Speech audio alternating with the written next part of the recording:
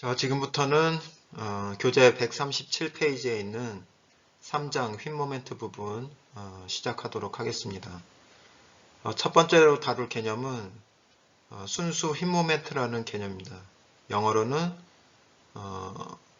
퓨어 모멘트죠. 퓨어 모멘트. 어떤 상태를 말을 하는지를 말씀드리겠습니다. 이런 직선 부재가 이렇게 있을 때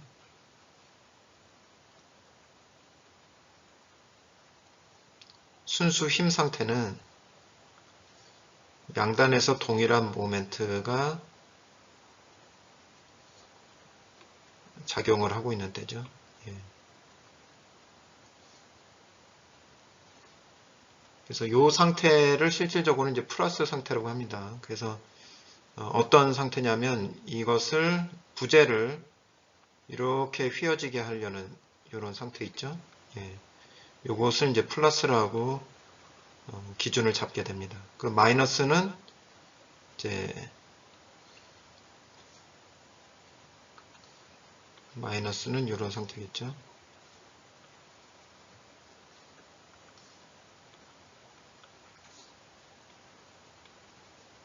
네, 이거를 이제 마이너스라고 합니다. 아무튼 순수 휨 모멘트는 같은 방향의 모멘트가 이렇게 양단에서 작용을 하고 있고 두 개의 값이 크기가 같을 때 M1, M2라고 봤을 때 M1 이퀄로 M2일 때 이것을 순수 휨이라고 합니다.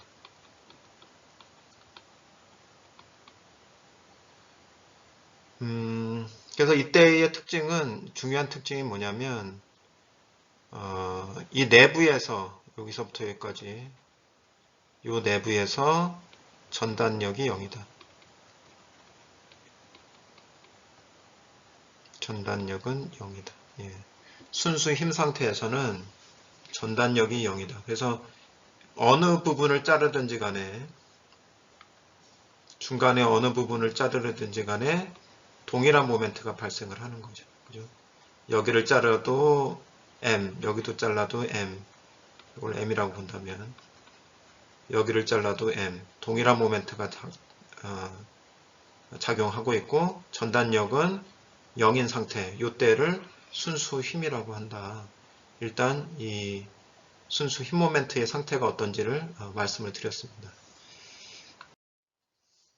예, 다음에는 순수 휨 상태에서 응력이 어떤 식으로 나타나는지를 살펴보도록 하겠습니다.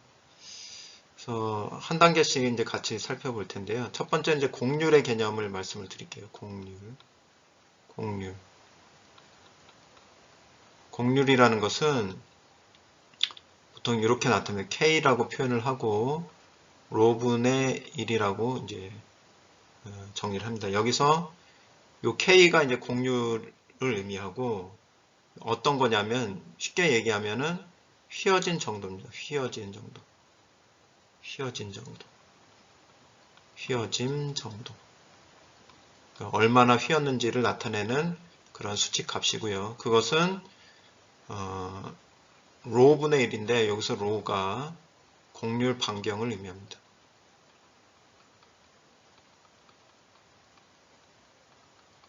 네.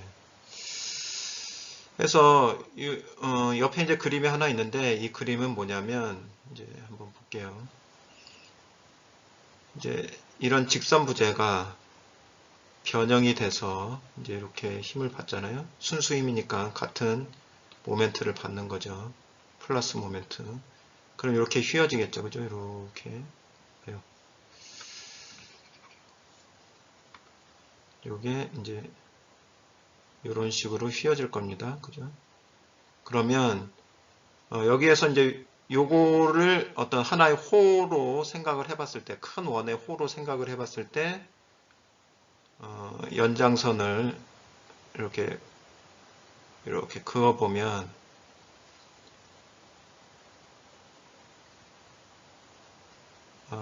이 휘어진 것을 호로 하는 어떤 큰 원의 반경이 있겠죠. 그죠? 예, 요것을 이제 로라고 하는 거예요. 여기서부터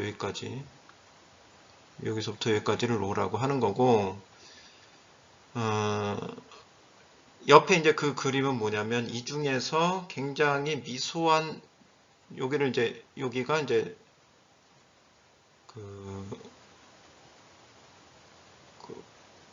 중심각이 되겠죠. 파이 중심각. 예, 중심각인데 그 중에서 굉장히 미소한 부분을 하나 끄집어낸 겁니다. 그 중에서 하나를.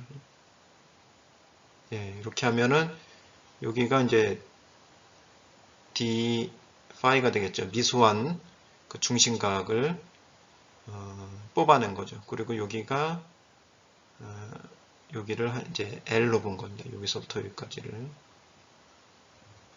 이제 L로 생각을 한 겁니다. 그래서 요거를 끄집어낸 게 요거 있죠? 요 작은 빨간 삼각형을 끄집어낸 게 요게 되는 겁니다. 이걸 확대해서 그렸다고 생각을 하시면 돼요.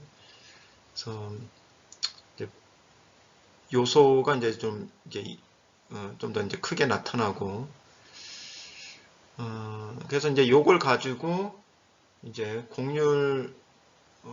공률하고 그 변형률, 그 보부재 내에서의 변형률의 관계를 이제 생각을 해보도록 하겠습니다. 여기는 이제 공률 반경 로를 이제 얘기를 하고 있고, 요게 미소 중심각을 표현을 하고 있고, 그 다음에 요 점선은 중립축을 이야기를 해요. 중심선. 예, 요 중심선이죠. 요 중심선. 요 중심선을 얘기하고, 여기서부터 여기까지의 길이는 L입니다. L. 그리고 여기에서부터 요 중심선에서부터 Y만큼 떨어진 데의 호의 길이, 그것을 이제 요 빨간색으로 표시를 하고 있는 거죠. 이렇게 이제 설정을 해놓고 나서는 이제 무엇을 할 수가 있냐면, Y 위치에서의 Y 있죠? Y만큼 떨어진 Y 위치에서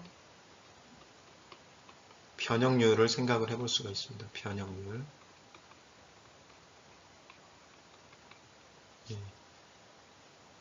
중립축에서는 변형률이 없어요. 그죠? 제로예요. 그러니까 변형 후나 요 중립축, 요 L 길이 있죠? 중립축에서의 L 길이는 변형 후나 변형 전이나 그 길이가 똑같아요. 그러니까 변형률이 제로죠. 그렇지만 거기서 이제 벗어난 데에는 줄어들기도 하고 늘어나기도 하는데, 여기 Y 위치에서는 늘어난 상태죠. 그죠?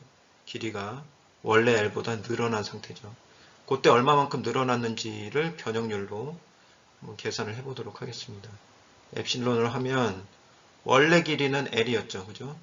원래 길이는 L이었는데 델타 L만큼, 뭔지는 모르겠지만 델타 L만큼 늘어났을 거예요. 그러면 원래 L은 뭐라고 볼 수가 있냐면, 이게 미소각이기 때문에 원래 L은 로 공률 반경 곱하기 d파이라고 볼 수가 있습니다. 그래서 d파이 곱하기 로라고 볼 수가 있습니다. 그 다음에 델타 L은 뭐라고 볼 수 있냐면, d파이인데 거기까지의 거리는 로 y. 그래서 y만큼 떨어진 데에서의 이 길이가 요거죠, 요거. 예. 요게 d파이에다가 로 플러스 y가 되는 거죠. 요게 이제 y만큼 떨어진 빨간 그 길이를 나타내고 있고, 원래 길이를 빼줘야 되니까 d 로 파이, d 파이 로만큼을 빼줘야 되겠죠. 그죠? 그럼 요거는 다시 어떻게 쓸 수 있냐면, d 파이 로에다가 d 파이로, 요거 로, 요게 없어지죠? 이렇게 없어지니까 얘는 다 없어지고 요게 로만 없어지고, 그래서 d 파이 y가 됩니다. 그래서 최종적으로는 이거 없어지죠. 이렇게 없어지니까 로분의 y가 되죠. 그래서 최종적으로는 엡실론은 로분의 y다. 이렇게 쓸 수가 있습니다. 요게 이제 저희가 이제 뽑아낸 겁니다. 요 관계를 이용을 해서. 예, 그 다음에는 모멘트와 곡률의 관계를 생각을 해보겠습니다. 그래서 요 단면을 이제 먼저 생각을 해보시죠. 요 부분만, 일단 요 부분만 한번 생각을 해보세요. 여기에서 보면, y만큼 떨어져 있는 거리에 da라는 요소에서 시그마 x라는 수직 응력이 작용을 하고 있을 때 어떤 모멘트가 발생을 하냐면 그 da에서 발생하는 모멘트를 dm이라고 했을 때 dm 어떤 모멘트냐면 시그마 x에다가 da를 곱하면 그 da에 발생하는 수직력이 되겠죠. 그죠? 힘이 되는 거예요. 힘에다가 y를 곱하는 거죠. y를 곱하면 팔거리죠. 중립축에서부터 팔거리이기 때문에 회전하는 힘이 생기는 거죠. 그죠? 그래서 여기는 힘이고 요거는 이제 팔거리가 됩니다. 그래서 요거는 시그마 x dA y라는 미소 모멘트를 이제 발생을 시키는 거예요. 방향은 어떤 방향이냐면 이게 요게 중립축이죠. 요게 중립축. 중립축을 기준으로 해서 이러한 힘이 그죠? 요러한 힘이 작용을 하기 때문에 요런 형태의 미소 모멘트를 이제 발생을 시키는 거예요. 그러면 이제 전단면에 대해서 이거는 DA에 대해서만 한 거니까 전단면에 대해서 발생시키는 내력 모멘트를 계산을 하려면 적분을 하면 되겠죠. 그래서 적분을 해주고 적분을 해줍니다. 그럼 여기도 이제 동일하게 적분을 해줘야겠죠. 그래서 시그마 x y를 앞으로 놓을게요. 그리고 dA 해서 A에 대해서 적분을 하는 겁니다. A에 대해서 적분을 하면 요게 내력 모멘트죠. 내력 모멘트가 외부에서 작용하는 모멘트하고 같죠. 예. 그래서 이렇게 표현할 수가 있습니다. 그래서 순서를 바꿔서 다시 정리를 해보면 M이라는 것은 여기에서 시그마 여기에다가 여기에다가 이거는 엡실론 예, 이렇게 집어넣을게요. 그러면 이 엡실론 그 다음에 y dA 이렇게 쓸 수가 있고 요거는 요 엡실론에다가 여기다가 아까 뭘 계산했었죠? 로분의 y라는 것을 계산을 했었죠. 그래서 그걸 적용을 시켜보면 2는 앞으로 빠지고 상수니까 이거 앞으로 빠져서 2가 되고 그 다음에 로분의 y 집어넣고 뒤에 또 y가 하나 더 있으니까 제곱으로 해서 d 이렇게 볼 수가 있습니다. 예. 그럼 이거는 뭐냐면 결국에는 로는 상수죠. 그죠? 곡률 반경 일정하죠. 거기에다가 y제곱 da가 되는데 여기에서 요 y제곱 da 요게 뭐가 되냐면 요게 I 단면 2차 모멘트의 정의가 됩니다. 그래서 최종적으로는 모멘트라는 것은 로분의 2i라고 정리를 할 수가 있고 로분의 1은 앞에서 곡률과 똑같기 때문에 2i k라고 말할 수가 있겠죠. 그죠? 예. 여기서는 곡률 반경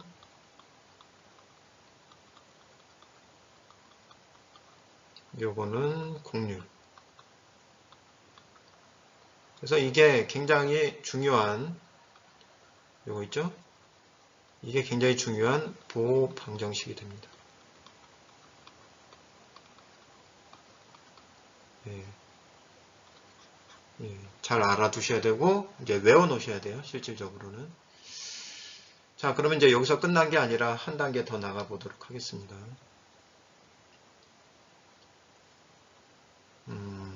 파란색으로, 보라색으로 해볼게요.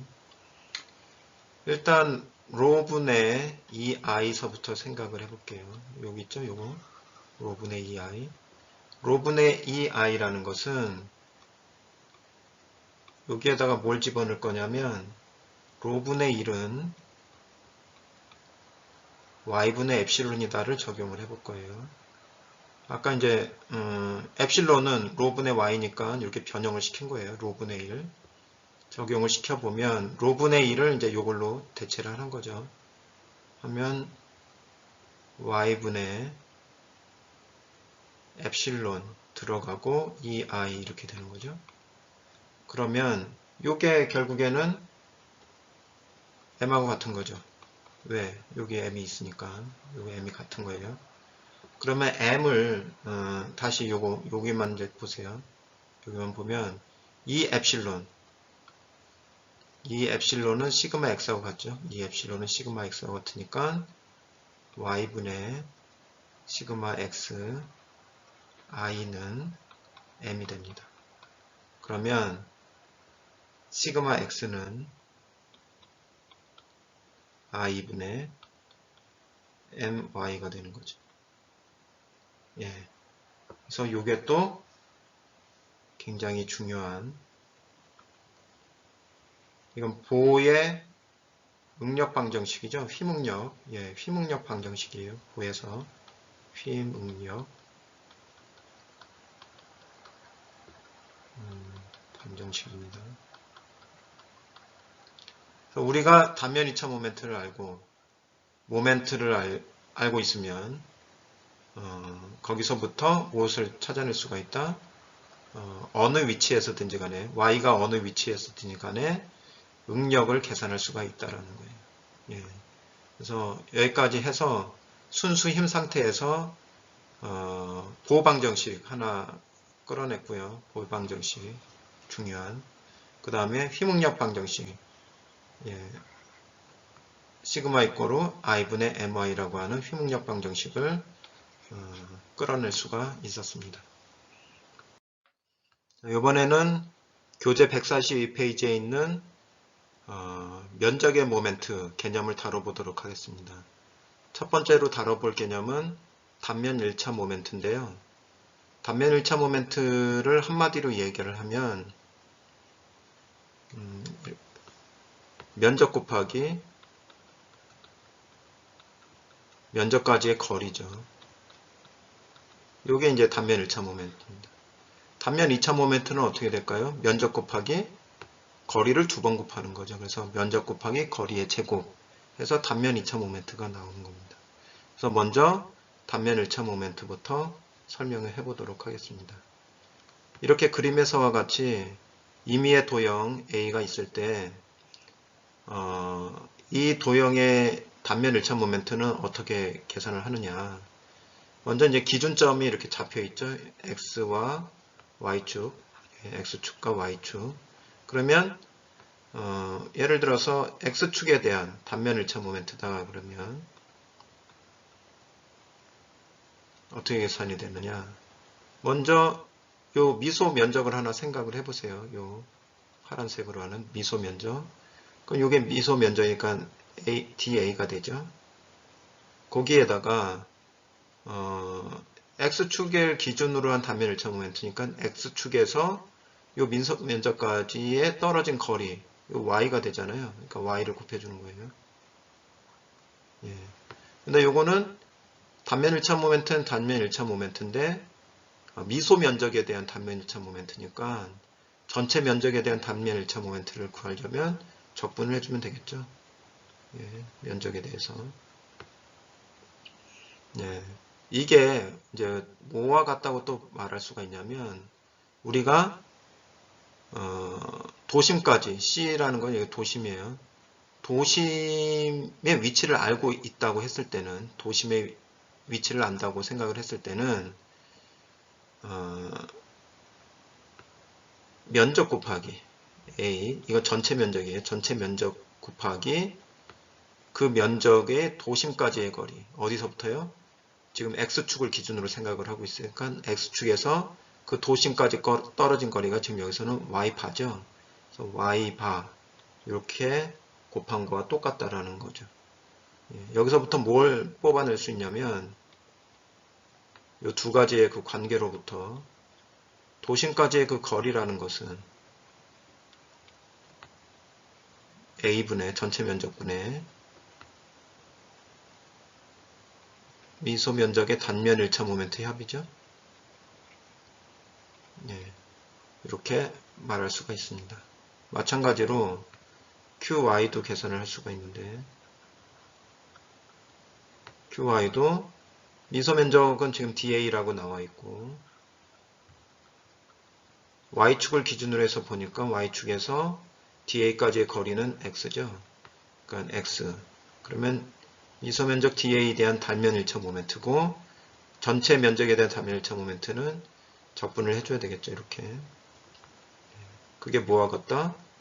전체 면적에다가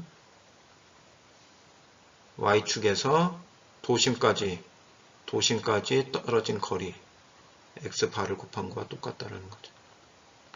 그럼 여기서부터 뭘 할 수 있느냐? X바라는 것은 A분의 X DA와 같다. 이렇게 볼 수가 있습니다. 그래서 이 관계에서 우리가 한 가지 또 알아볼 수 있는 사실은 만약에 if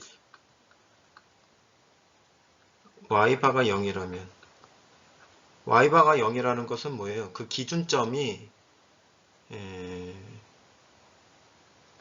일치한다라는 거예요. 자 보세요. y바가 0이라는 것이 무슨 의미인지. 원래 y바라는 것은 여기 도심 C를 알고 있을 때 여기 x고 y라고 했을 때 이게 y바죠. 이게 0이라는 것은 결국에는 이 기준점 x라는 기준점이 어디를 통과를 한다? 지우고 이 0이라는 것은 결국에는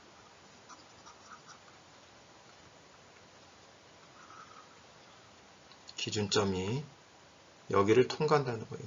C를. 그죠? 그러니까 도심까지의 거리가 0이잖아요, 지금. 그죠? 거리가 없죠?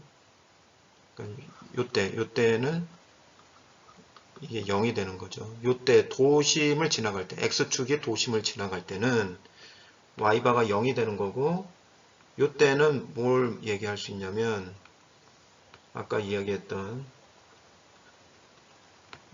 Y, DA가 0이다. 이걸 얘기를 할 수 있다는 거예요. 왜냐? 아까 Y바라는 것은 A분의